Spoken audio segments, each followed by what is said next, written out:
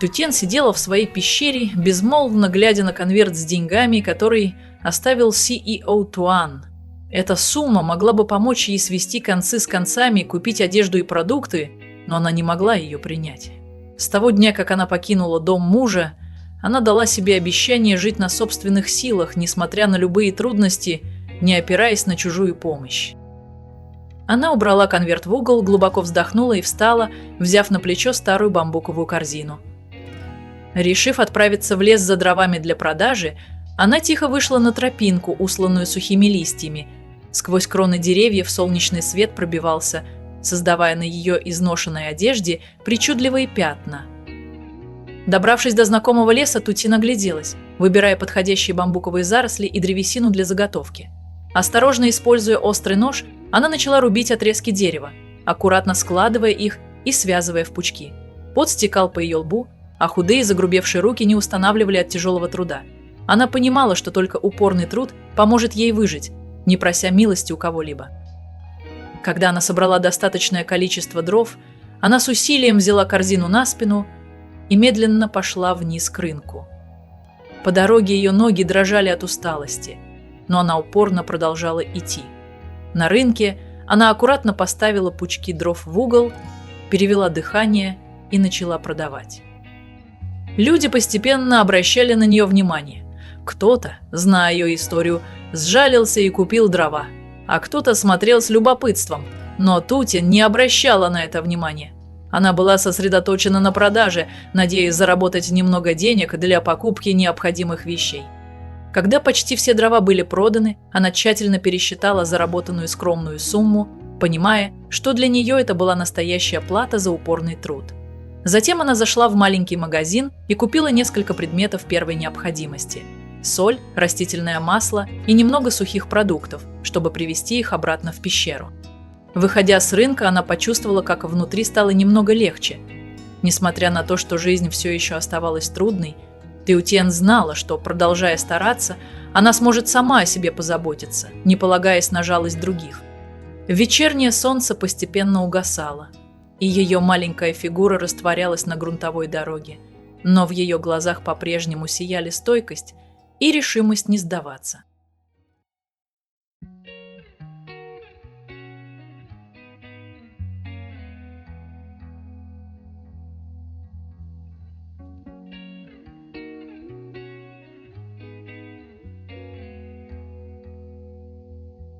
Антуан сидел в офисе, сосредоточенно глядя на экран компьютера и изучая документы по ходу строительства.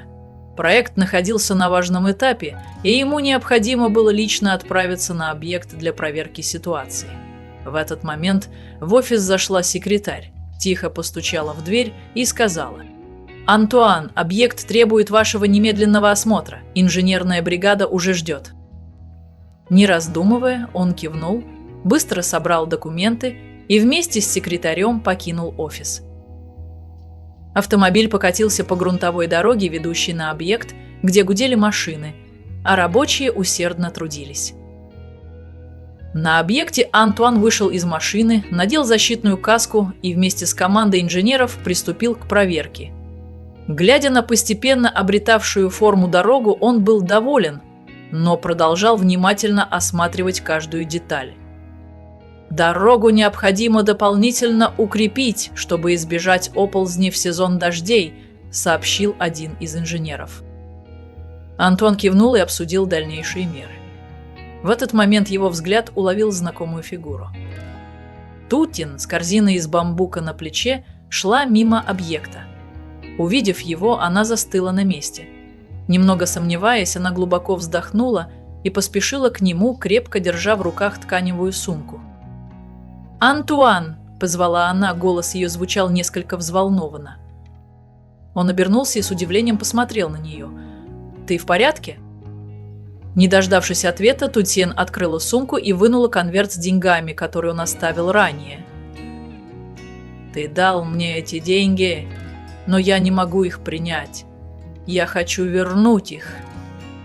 Антуан внимательно посмотрел на нее, в его глазах мелькнуло удивление. Он понимал, как тяжела ее жизнь, но она была непреклонна в отказе от помощи. Он мягко протянул конверт ей. «Оставь его себе. Это не благотворительность, а искренняя помощь». Тутен покачала головой, решительно заявив: «Я знаю, что у тебя доброе сердце, но я хочу зарабатывать сама. Я не могу принять всю сумму». Она открыла конверт, взяла лишь небольшую часть и решительно вернула остальное. Антуан помолчал, а затем тихо улыбнулся, не настаивая больше. «Хорошо. Но если тебе понадобится помощь, не стесняйся обращаться ко мне». Тутен кивнула, почувствовав облегчение. Она понимала, что он действительно хочет помочь, но она все же предпочитала опираться на собственные силы. Она склонила голову в знак благодарности и развернулась, чтобы уйти. Корзина на ее плече была тяжелой, но сердце ее было легким. Антон наблюдал за ней, испытывая глубокое восхищение.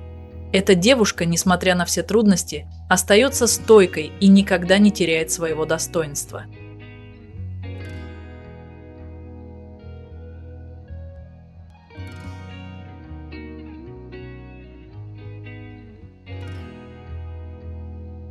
Тутен вернулась в пещеру после долгого изнурительного дня.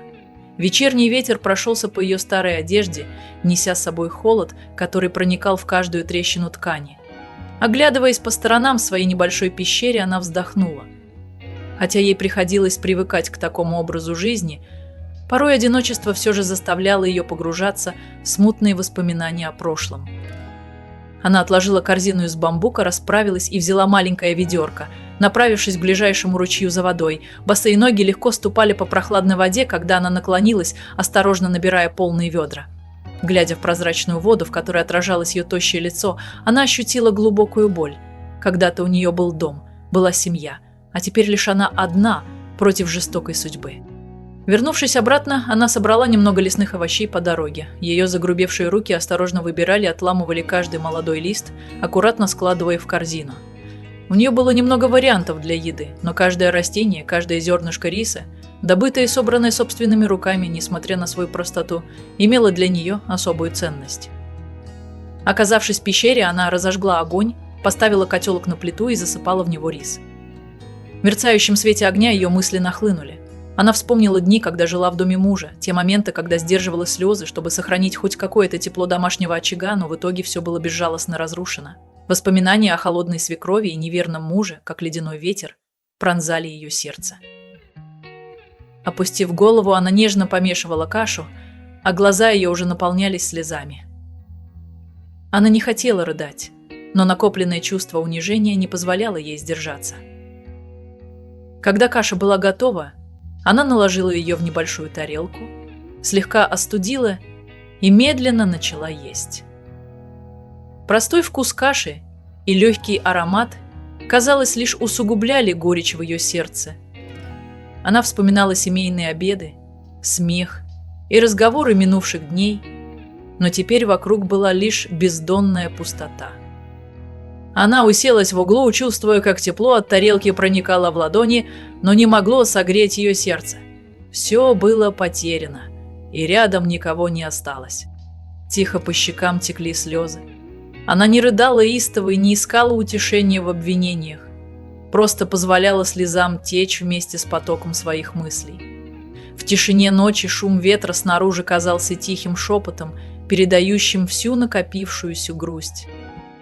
Она знала, что должна продолжать жить, но когда же, наконец, утихнет эта боль?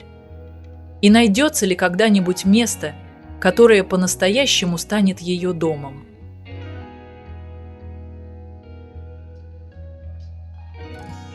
Под утренним солнцем Тутен несла на плече свою бамбуковую корзину и медленно шла по тропинке, ведущей в лес. В последние дни погода стала меняться. Внезапные ливни делали пещеру еще более сырой и холодной.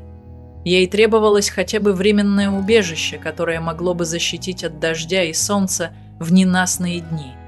Она вошла в густой бамбуковый лес, где солнечный свет пробивался сквозь пышную зелень. Внимательно осматриваясь, Тутен подбирала самые прямые и крепкие стебли бамбука для строительства укрытия. С маленьким ножом в руке она аккуратно срезала стебли и пальмовые листья, чтобы затем унести их с собой. Звук ножа, разрезавшего тишину леса, сливался с пением птиц и шорохом ветра в листве. Собрав все необходимые материалы, Тутен крепко связала пучок бамбука, подняла его на плечо и тихо направилась обратно. Горная тропа была извилистой, а тяжесть на плече заставляла ее время от времени останавливаться, чтобы перевести дыхание, но она не останавливалась. Она знала, что не может рассчитывать на кого-либо другого, только собственными руками можно обеспечить себе жизнь. Вернувшись в пещеру, она поставила пучок бамбука, стряхнула пыль с потертой одежды и принялась за работу.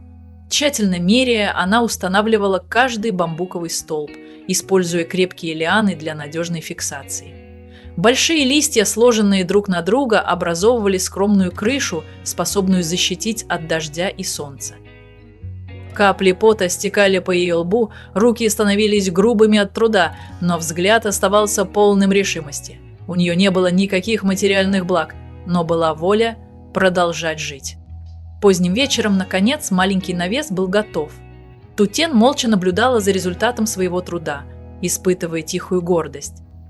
Хотя укрытие было небольшим и не казалось прочным, оно было построено ее собственными руками. Это было ее убежище. Она села перед входом в навес, глядя вдаль.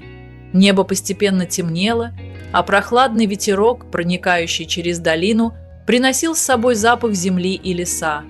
Тутен понимала, что впереди ее ждут еще многие испытания, но она уже привыкла к такому образу жизни. Она собрала немного сухих листьев и мелких веток, чтобы развести огонь возле укрытия. Трепещущий огонь освещал ее тощее лицо, даря немного тепла и отгоняя холод вечернего леса. После долгого и трудного дня тело было измотано, но душа чувствовала неожиданное облегчение. Она медленно сделала глоток воды и закрыла глаза, наслаждаясь редкими мгновениями мира. Хотя рядом никого не было и жизнь казалась суровой, Тутен оставалась стойкой.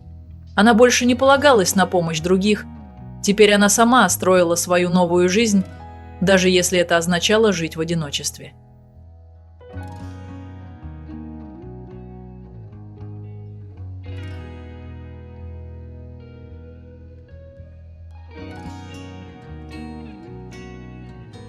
Во второй половине дня Сиео Туан сидел дома, держа в руках телефон и занимаясь рабочими вопросами. Обычно его день был наполнен бесконечными делами, но сегодня некое внутреннее побуждение заставило его выйти на улицу, чтобы проверить ход строительства и вдохнуть свежий воздух после долгих часов напряженной работы. Он сел в машину и выехал по грунтовым дорогам, ведущим к объекту. По пути он остановился, чтобы помочь мотоциклисту с поломкой, ненадолго пообщался с ним и продолжил путь. Проезжая через горную местность, его взгляд внезапно остановился на неожиданном зрелище. Тутен одна строила укрытие на скале. Под мягким светом полуденного солнца маленькая девушка изо всех сил связывала бамбуковые стебли в каркас, аккуратно укладывая листья на крышу, чтобы защититься от дождя и солнца.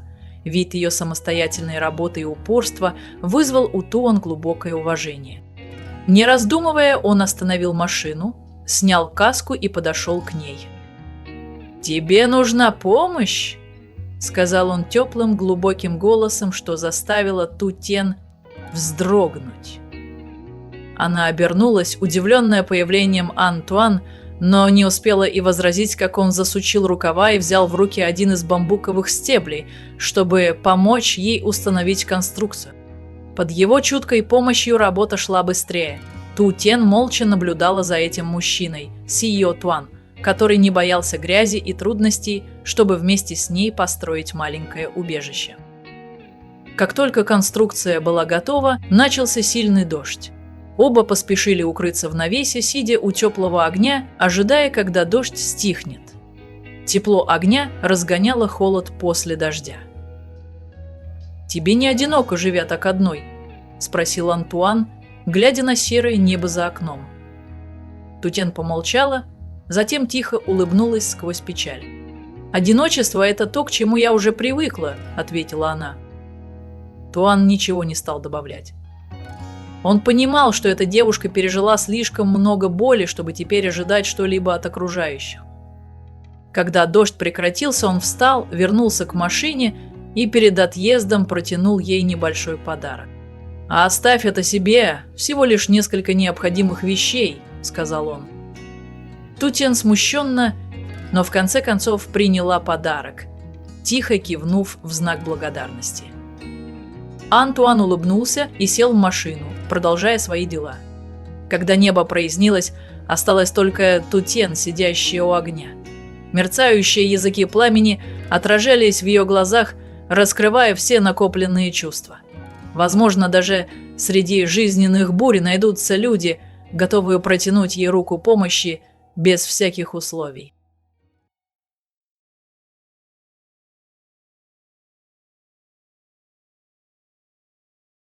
Người chồng mà cô từng yêu thương đẩy ra ngoài một cách tàn nhẫn. Cô lang thang cho đến khi đến dưới chân đồi, bên bờ con sông chảy qua, nơi những giọt lệ hòa vào dòng nước đục. Cô chẳng biết tương lai sẽ ra sao, chỉ cảm nhận trái tim mình tan nát theo từng bước chân. Giữa lúc đắm chìm trong nỗi buồn, tiếng bước chân lạo xạo trên nền cỏ khô làm Tử Tiên ngẩng đầu. Trước mắt cô là một người đàn ông lớn tuổi, một người dân trong làng với ánh mắt tràn đầy thương cảm. Ông không nói nhiều mà chỉ lặng lẽ quan sát cô tiều tụy, như hiểu được nỗi đau mà cô đang gánh chịu. Sau một hồi trầm tư, ông nhẹ nhàng hỏi: "Cô gái, có chuyện gì vậy? Sao cô lại ngồi khóc ở đây?" Lời nói ấm áp ấy như thắp lên tia hy vọng, khiến Tử Tiên gật đầu và đi theo ông. Người đàn ông dẫn cô đến gặp trưởng thôn, người đứng đầu làng với tấm lòng nhân hậu.